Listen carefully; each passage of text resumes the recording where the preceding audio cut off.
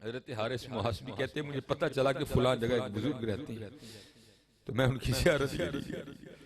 फरमाते जब वहां गया तो जाके क्या देखता हूँ कि हजरत ने पानी में आटा घोला हुआ है, वो खा रहे हैं।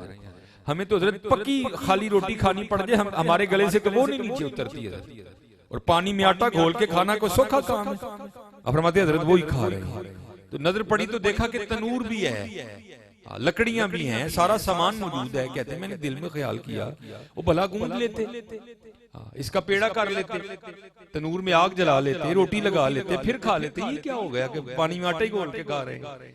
तो कहते मैं तो गया सीखने था, मैंने इसको गूंदते, इसका पेड़ा कर लेते, तनूर में आग जला लेते, रोटी लगा के खाते, ये पानी में आटा घोल के क्यों खा रहे हैं?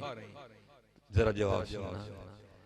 फरमाने लगे यार आटा गूंदते भी टाइम लगता, पेड़ा करते भी वक्त लगना था, तनूर में आग लगाते भी वक्त लगना था, रोटी लगाते भी वक्त लगना था, फिर उसको चबाते भी वक्त लगना था।